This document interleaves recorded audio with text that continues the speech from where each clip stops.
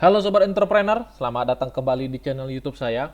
Pada kesempatan kali ini kita akan membuat video untuk membahas beberapa saham yang teman-teman kita juga request untuk kita bantu analisakan saham-sahamnya. Namun sebelum kita mencoba mereview saham-saham yang ingin kita bahas di video kali ini, saya ingin mengingatkan kembali kepada teman-teman, bagi teman-teman yang ingin membuka akun Mira Aset Sekuritas, teman-teman dapat kontak saya, nanti link nomor WhatsApp saya akan letakkan di deskripsi di video ini. Jadi teman-teman nanti dapat klik dan langsung teman-teman dapat berkomunikasi dengan saya. Nanti jika teman-teman bertanya benefitnya apa sih ketika teman-teman membuka akun Mirai Aset Sekuritas, nanti ketika teman-teman buka akun Mirai Aset Sekuritas yang langsung di bawah saya, nanti saya akan langsung masukkan teman-teman ke dalam satu grup WhatsApp, yang dimana grup itu saya buat dalam dua bentuk. Satu dalam bentuk diskusi, kedua dalam bentuk hanya saya yang bisa memberi informasi di situ. Jadi ketika saya memberi informasi dalam grup yang satu arah, teman-teman tidak ketinggalan informasi yang saya sampaikan gitu. Nah, jadi bagi teman-teman yang ingin bergabung dan membuka akun Mirai Aset Sekuritas, teman-teman dapat kontak saya. Nah, di sini teman-teman perhatikan, kita telah memasuki di bulan Juni, yang dimana kita telah meninggalkan di bulan Mei. Seperti yang teman-teman perhatikan, di awal bulan Mei indeks kita dikejutkan dengan penurunan yang sangat signifikan, dan di sini seperti yang teman-teman perhatikan juga, indeks kita sudah mulai kembali ke area high-nya. Dan kalau dia seandainya break di atas high-nya ini, tandanya dia akan lanjut jalan gitu. Tandanya dia akan lanjut jalan yang dimana dia membentuk seperti pola V-shape gitu. Jadi kalau seandainya teman-teman belajar seperti pola V, pola W, pasti teman-teman mengetahui bahwasanya pola yang berbentuk V itu adalah pola yang sangat bagus, teman-teman.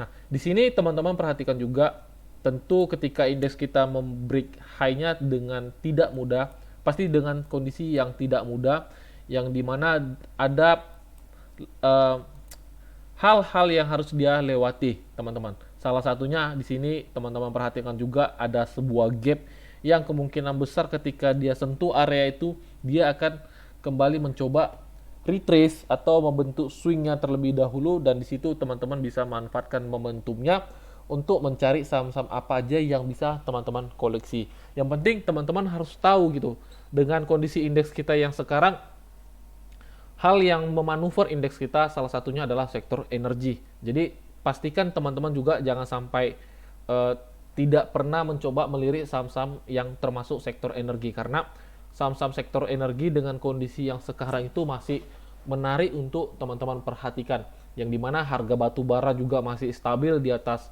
$200. Jadi teman-teman perhatikan juga, harga batu bara sekarang kalau nggak salah kontraknya itu $400, 412 terakhir saya lihat, dan itu berada di area hampir area high-nya gitu. Jadi ya saham-saham sektor batu bara teman-teman masih bisa koleksi, bahkan dalam waktu 6 bulan atau 1 tahun, jika teman-teman ingin coba invest, teman-teman juga masih bisa pertimbangkan. Karena apa? Teman-teman harus tahu, ketika harga batu bara naik, tentu labanya akan naik. Dan di kuartal 1 itu, laporan keuangannya terprice in dengan harga sahamnya. Jadi, nggak menutup kemungkinan ketika laporan laba keduanya keluar, teman-teman, dan eh, bagus juga hasilnya, tentu harganya akan membuat all time high lagi, teman-teman, dari harga-harga sebelumnya gitu. Jadi ya teman-teman tinggal pastikan di mana area yang bagus untuk teman-teman bisa entry di saham-saham sektor energi. Jangan teman-teman sampai ketinggalan momentumnya, atau teman-teman tidak mengerti informasinya gitu. Jadi bagi teman-teman yang ingin mendapatkan informasinya dan ingin mendapatkan sharing-sharing bagi saya sarankan teman-teman buka akun Mirai Aset Sekuritasnya.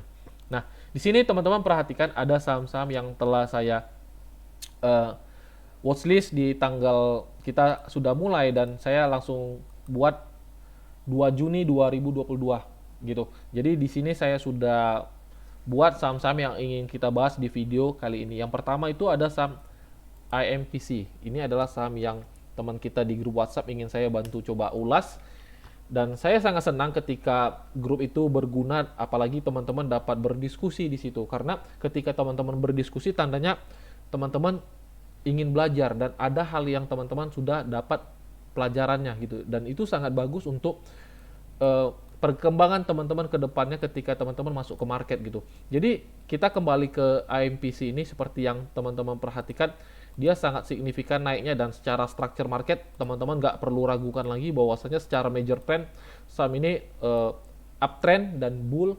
Di sini kalau seandainya teman-teman bertanya apakah masih bisa masuk untuk saham yang seperti ini, ya ketika saham structure marketnya secara major trendnya bullish seperti ini teman-teman, jangan coba-coba takuti diri teman-teman gitu. Jangan coba takuti diri teman-teman. Yang paling penting tuh ketika teman-teman sudah bisa melihat strukturnya bullish dan teman-teman tinggal lihat atau menunggu momentum entry yang tepat gitu. Ketika teman-teman dapat momentum yang tepat, area entry yang bagus, teman-teman tinggal ukur resiko berapa persen dan teman-teman tinggal mainkan money management sesuai risk to reward ratio-nya atau sesuai risk yang bisa teman-teman terima. Ketika teman-teman sudah bisa ukur hal yang seperti itu, teman-teman percayalah, seperti apapun market, teman-teman sudah bisa meminimalisir risiko dan secara overall, saya yakin dan percaya berjalannya waktu dan experience teman-teman dengan market, pasti teman-teman akan make money gitu. Yang penting, teman-teman disiplin, konsisten, dan jangan pernah tidak belajar dari pengalaman. Itu yang sangat berbahaya, karena biasanya orang yang tidak pernah belajar dengan pengalaman itu adalah orang yang masuk ke market dengan status jadikan market itu seperti meja kasino. Biasanya kebanyakan seperti itu. Karena apa? Ketika mereka masuk ke market, mereka hanya gambling. Jadi mereka tidak pernah belajar dari pengalaman, teman-teman. Dan saya tidak harapkan hal seperti itu terjadi ke teman-teman.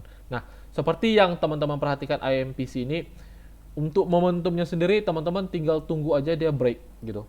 Teman-teman tinggal tunggu dia break dan teman-teman bisa follow the trendnya. Kalau teman-teman bertanya, berarti kan kalau dia break ini harganya udah jalan untuk kita masuk. Sebenarnya bukan masalah harga udah jalan atau enggaknya. Yang kita butuhkan itu adalah suatu konfirmasi. Ketika konfirmasi hal yang kita perhatikan sudah terkonfirm gitu, baru teman-teman bisa entry. Ini bukan masalah harga sudah jalan atau enggaknya, teman-teman, tapi suatu konfirmasi.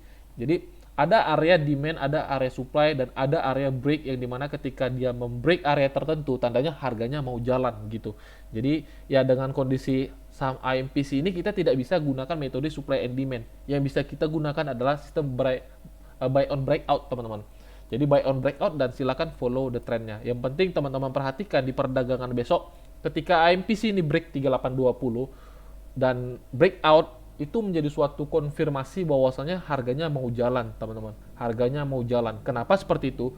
Jadi teman-teman harus mengerti ketika teman-teman belajar technical analysis itu bukan sekedar teman-teman menggambar suatu grafik seindah mungkin, bukan seperti itu. Tapi ketika teman-teman melihat technical analysis, yang teman-teman perhatikan tuh price movement-nya seperti apa. Contoh, harga high IMPC ini ada di 3820. Oke, itu harga tertinggi dia. Ketika harga 3820 terbreak, teman-teman, tandanya apa? Orang udah nggak peduli di harga 3820. Orang udah tidak peduli harga tertinggi dia. Kenapa? Tandanya harganya berapapun orang mau beli gitu. Berapapun mau beli. Tandanya ya harganya akan jalan, teman-teman. Harganya akan jalan. Jadi ketika 3820 ini terbreak, tandanya ya orang masih antusias dengan saham ini gitu.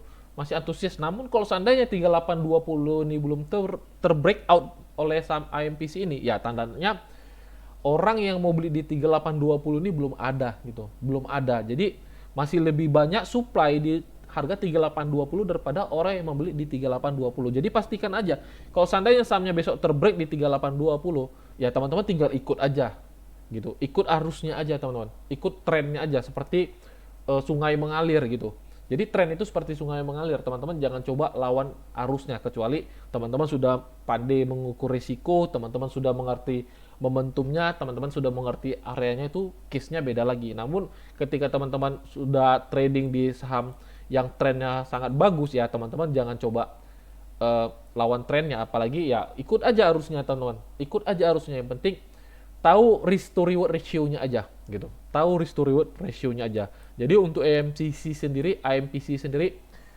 perhatikan key levelnya. Kalau seandainya dia break 3820, ya teman-teman bisa entry di saham IMPC ini sendiri. Oke, itu untuk IMPC. Selanjutnya ada saham Palm. Nah, untuk saham Palm ini sebenarnya sangat menarik, teman-teman. Karena dia kemarin baru rilis laporan keuangan Q1-nya dan hasilnya sangat bagus, yang dimana kalau teman-teman perhatikan eh, laporan kuartal satunya itu secara PE ratio hanya 1,7 kali gitu. Itu PE ratio itu di bawah 5 itu seperti saham emas, teman-teman. Itu seperti saham emas. PE ratio di bawah 5 itu udah saham emas, teman-teman. Nah, kalau teman-teman perhatikan saya Palm ini kita bicara structure market. Kita coba bicara structure market. Nah, kita lihat momentumnya ini, teman-teman. Kita lihat momentumnya ini. Nah, kalau kita lihat momentumnya ini, teman-teman dapat pasti sudah dapat katakan ini saham seperti trend bearish gitu. Ya kan? Nah, oke, kita forecastnya seperti itu. Namun, teman-teman perhatikan begini. Dia trend bearish dan di sini teman-teman bisa tandakan ini adalah low terakhir yang dia buat. Teman-teman perhatikan ini low terakhir yang teman-teman saham Palm ini buat. Kita mencoba memforecast dan saya harap teman-teman mengerti apa yang saya praktikan di video ini. Nah, teman-teman perhatikan di sini secara tren momentumnya di sini dia terlihat jelas bearish secara minornya di sini. Dan di sini teman-teman perhatikan kotak kuning ini adalah low terakhir yang dia buat. Nah, kita tandakan di sini adalah low terakhir, tandanya itu menjadi area bottomnya. Sekarang kita coba baca momentum selanjutnya. Teman-teman perhatikan di sini, ini adalah low terakhir. Nah, kita lihat teman-teman. Ini high, higher low, higher high, dan di sini dia besar kemungkinan akan membuat swing baru, teman-teman. Besar kemungkinan dia akan membuat swing baru, yang dimana kalau seandainya swing itu terjadi, besar kemungkinan juga dia akan lanjut jalan lagi gitu. Dia akan lanjut jalan dan membuat tren baru setelah momentum ini selesai, teman-teman. Nah, di sini teman-teman perhatikan juga sebenarnya untuk saham Palm ini sendiri, kalau teman-teman ingin pegang dalam waktu jangka menengah, sebenarnya masih cukup menarik untuk teman-teman pertimbangkan. Kenapa? Di sini kalau teman-teman lihat, kalau seandainya para apa namanya hedge fund atau para pemain big player, tentu mereka tidak bisa masuk dalam sekali entry karena mereka punya dana alokasi yang begitu besar gitu. Jadi tidak seperti kita masih bisa masuk dengan dana yang kecil. Namun para big fund atau manajer investasi, dia tidak bisa masuk dalam sekali entry karena tentu ketika dia masuk dalam sekali entry, harganya akan melambung tinggi, teman-teman. Harganya akan melambung tinggi dan dia tidak inginkan dapat harga yang ada di atas. Nah, di sini teman-teman perhatikan, sebenarnya ini bisa teman-teman katakan sebagai area akumulasi. Ini bisa teman-teman katakan sebagai area akumulasi. Jadi, apabila teman-teman ingin coba koleksi saham Palm ini dalam jangka medium, teman-teman bisa praktekkan cara yang saya gunakan seperti ini. Selagi dia masih berada di area ini, teman-teman, selagi dia berada di area ini, selagi dia tidak membuat high baru di area ini, di sini adalah namanya area akumulasi, gitu. Ini adalah area akumulasi. Namun ingat, walaupun ada namanya area akumulasi, selagi dia berada di atas 775, teman-teman bisa akumulasi. Namun kalau seandainya dia break di bawah 775, ya itu structure marketnya sudah cukup riskan dan lebih baik teman-teman coba keluar dulu gitu. Namun di sini teman-teman perhatikan ini adalah namanya area akumulasi dan sebenarnya untuk saham Palm ini sendiri sangat menarik. Teman-teman perhatikan di sini, saya hapus ini dulu. Teman-teman perhatikan ini terdapat area yang bagus. Ini adalah area Fibo-nya, teman-teman. Ini adalah area Fibo yang dimana teman-teman bisa manfaatkan untuk coba entry di saham Palm ini sendiri. Kalau seandainya teman-teman trading, teman-teman bisa coba entry di area ini. Dan untuk stop lossnya sendiri, sebentar ya, kita lihat gini.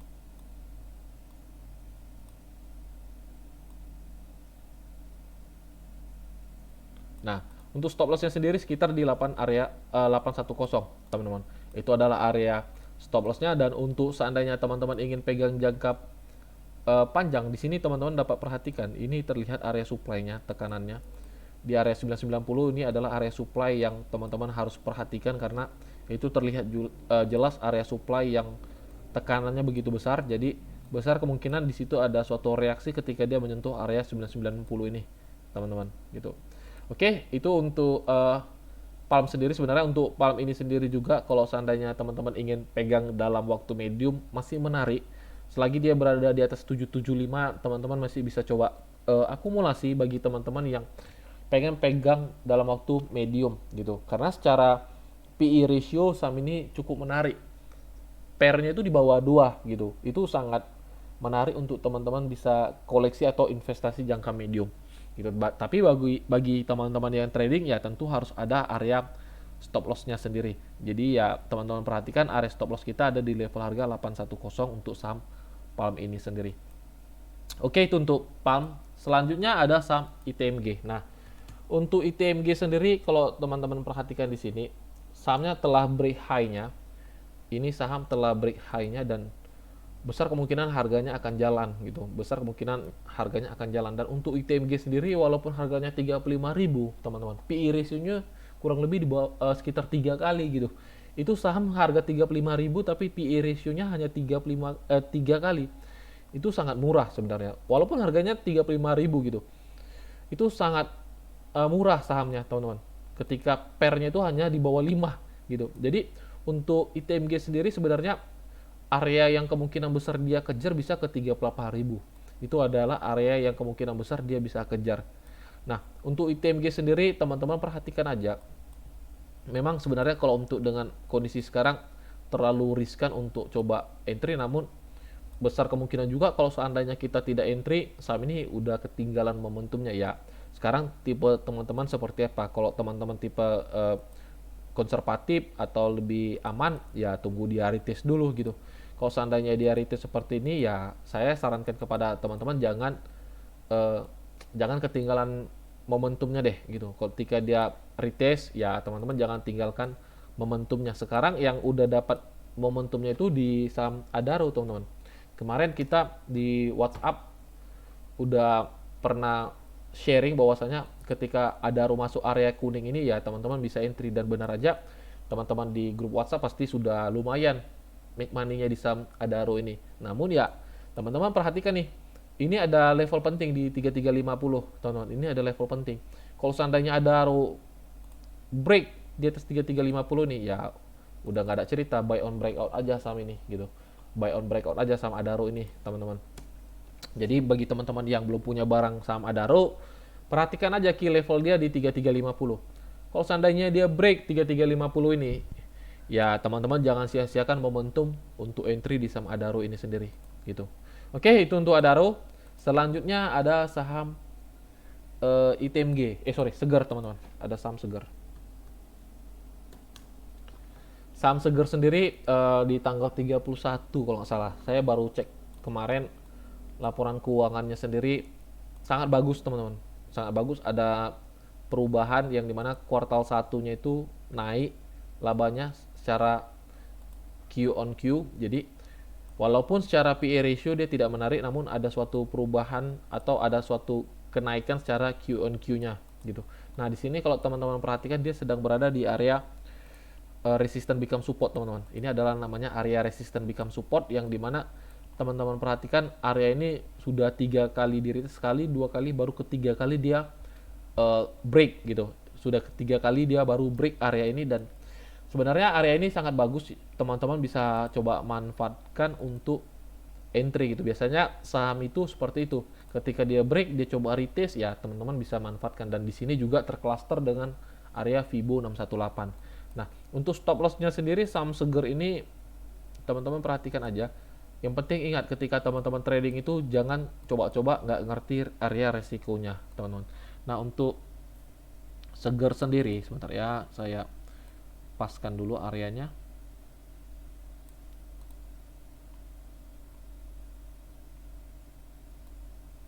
Nah, untuk Seger sendiri teman-teman perhatikan risknya cukup gede, jadi pastikan teman-teman gunakan dana yang terukur.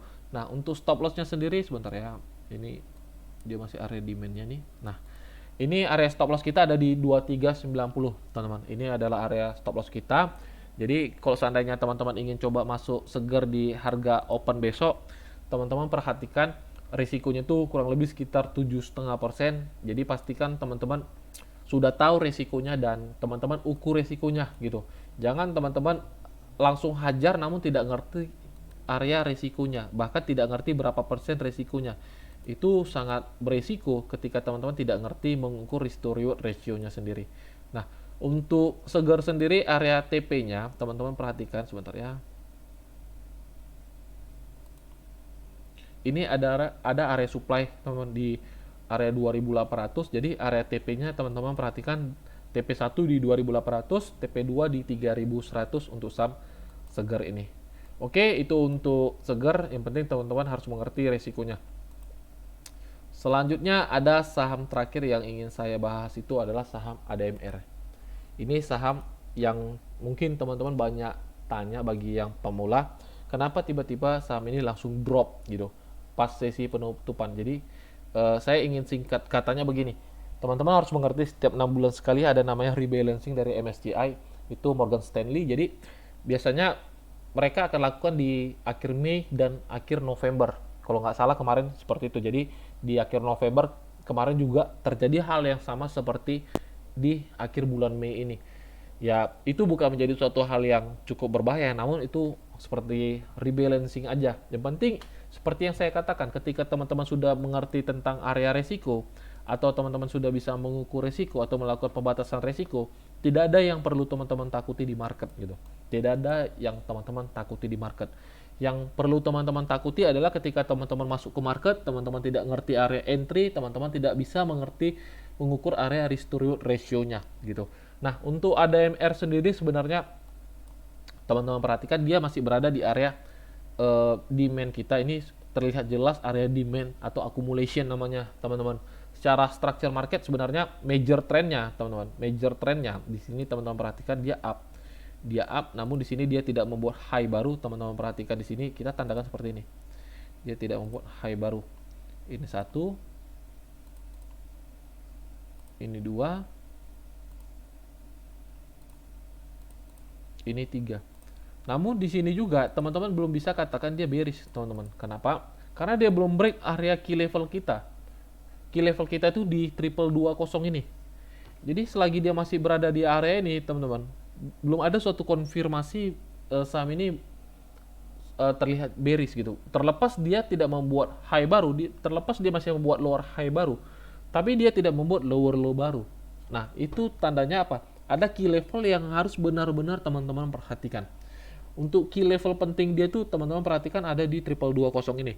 Kalau seandainya dia break area itu, ya saya pribadi lebih baik tidak usah lihat saham ini dulu gitu. Saya pribadi tidak usah lihat saham ini dulu. Mending teman-teman tunggu kembali dia memasuki area ini. Ini terlihat jelas area demand kita.